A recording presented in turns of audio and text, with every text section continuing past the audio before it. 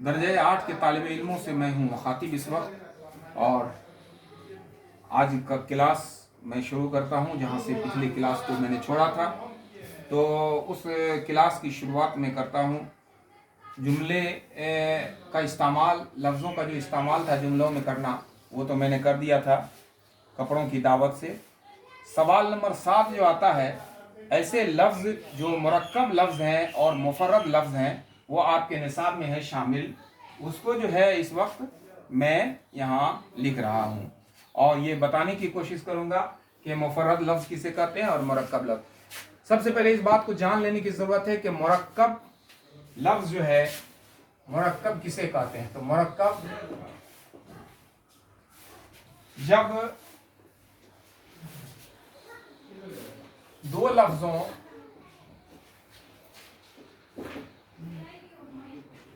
के मिलने के बाद, दो लफ्ज़ों के मिलने के बाद एक बामानी लफ्ज़ बने, बामानी लफ्ज़ बनता है,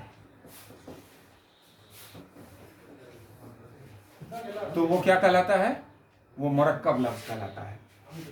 जैसे मैंने कहा था कि खुश मिजाज, दो लफ्ज़ मिला है इसमें, खुश और मिजाज, तो खुश मिजाज मिल करके एक लफ्ज़ बनता है खुश मिजाज। और मुफर्रद लफ्ज़ कहते हैं अकेला लफ्ज़ को, मुफर्रद अकेला, अकेला लफ्ज़ को मुफर्रद लफ्ज़ कहते हैं, अकेला लफ्ज़ को। अब उसी में यहाँ पर चुनना है कि अकेला लफ्ज़ किसे कहते हैं और मिले हुए जो लफ्ज़ हैं उनको किस तरह से ये कहते हैं। तो जैसे अक्लमंद है, अक्लमंद, ये क्या हो गया, मुरक्कब लफ्ज़ हो गया, क्या हो गया, मुरक्कब। फिर बदमिजाज है, बदमिजाज, ये भी दो लफ्ज़ है, बद और मिजाज, ये भी मुरक्कब लफ्ज़ हो गया, इसको भी लिखेंगे। उसके बाद है शख्स, अकेला है, शख्स है, तो ये क्या हो जाएगा बताओ, शख्स है अकेला, तो ये मुफर्रद हो जाएगा, क्या हो जाएगा, मुफर्रद। और हम जमात, हम जमात, ये जो है ये भी मुरक्कब हो जाएगा, क्या हो जाएगा, मुरक्कब।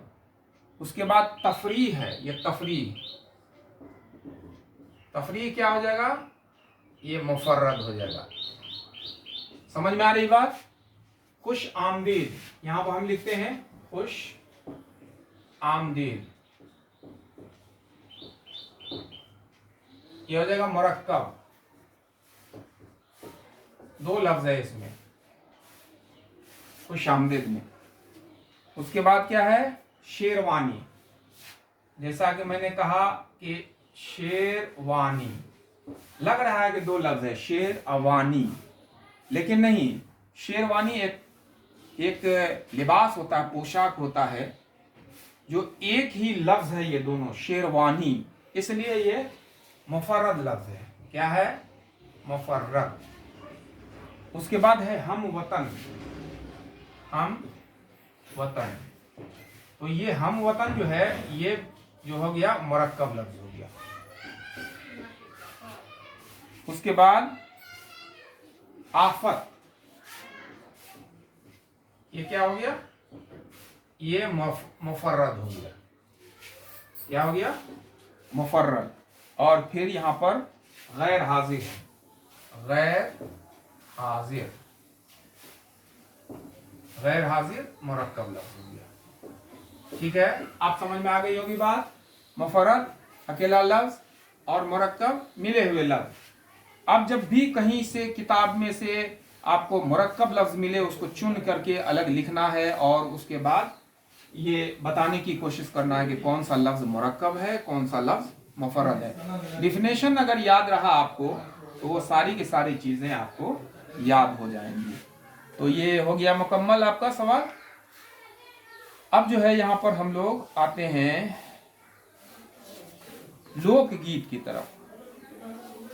लोकगीत में भी यहाँ पर अल्फाज का अच्छा ज़ख़ीरा है, तो इन अल्फाज के मानी आप याद कर लीजिएगा, और मानी याद करने के बाद इस लफ्ज़ को ज़ोर से पढ़िए, काहे कि नीचे लिखे हुए अल्फाज को बुलंद आवाज़ में कहता है पढ़ने के लिए। मकबूल, नस्ल, बाकायदा, किस्म, दर्द, मौसीकी, मुताबिक, वज़ा, कता, ये अल्फाज हैं।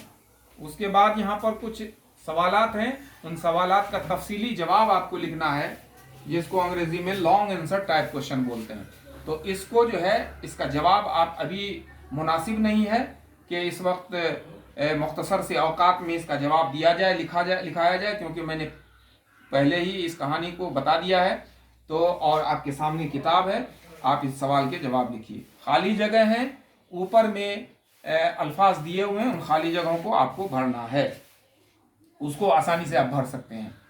फिर नीचे जुमला बनाने के लिए दिया गया, जुमलों में इस्तेमाल करने के लिए।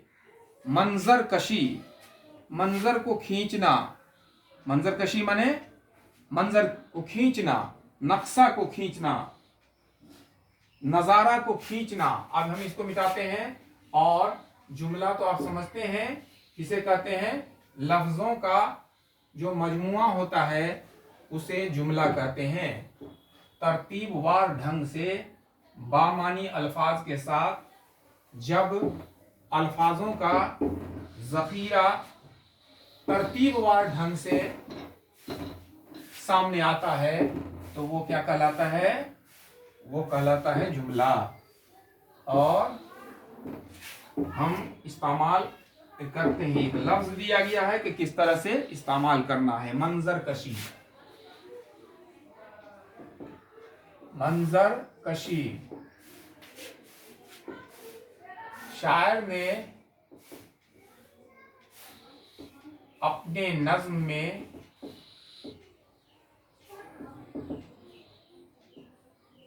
कुदरत की मंजर कशी की है। ठीक है, ये जुमला बन गया, मंजर कशी। कोशिश,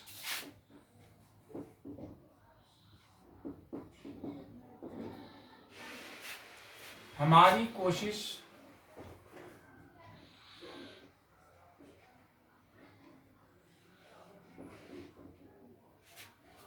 कामयाब हुई। ठीक है, मुख्तसर सा जुमला है ये, कई बहुत लंबा चौड़ा नहीं है। चार चांद लगाना, चार चांद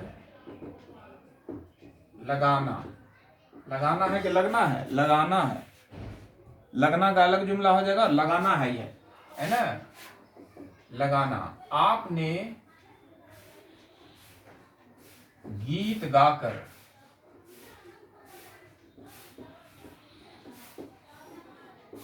महफिल में चार चांद लगा दिया।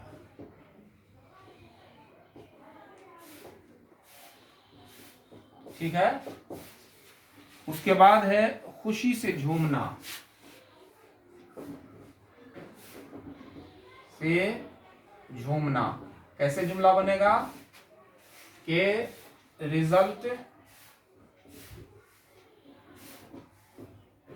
देखते ही असलम खुशी से झूमने लगा। ठीक है, उसके बाद आता है सजावट।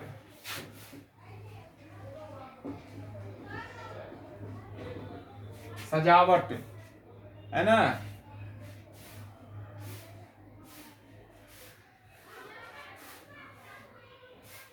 मैंने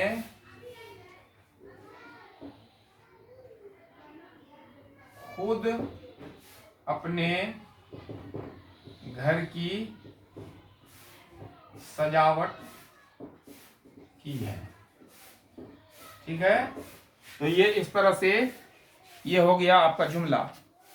ठीक है, अब उसी में आता है कि इस सबक में जज्बात कस्बात लफ्ज आए हैं। ये जज्बा और कस्बा की जमा है, जज्बा और कस्बा की जमा है। आप नीचे लिखे अल्फाज ऐसे वाहिद आप बनाइएगा, जैसे ख्यालात, ख्यालात जमा हो गया, इसका क्या हो जाएगा ख्याल। खतरात खतरा, सवालात सवाल, जवाबात जवाब, मकामात मकाम, इमारात इमारत। तो इस तरह से हमारा ये चैप्टर होता है मुकम्मल, क्योंकि नीचे लिखे लफ्ज़ों के जोड़ मिलाइए, जैसे ताल, ताल से तलिया, रत, तो रत से रत जगे, उसके बाद बाग बगीचा, नाज, नाज के नखरे, नाज नखरे, छेर छाड़, सज अधज। ये इस तरह से हमारा ये पूरा चैप्टर जो होता है लोकगीत का ये मुकम्मल होता है। और बचता है अब आगे सब्र का फल, जो नज्म है, और सब्र का फल मुजफ्फर हनफी ने लिखा है। तो अब जो है हम इस क्लास को यहीं पर ख़त्म करते हैं, और अगले नशिस्त में जब हम आएंगे तो अब सब्र के फल के तरफ हम लोग जो है उस पर गौर करेंगे, उस नज्म को पढ़ेंगे।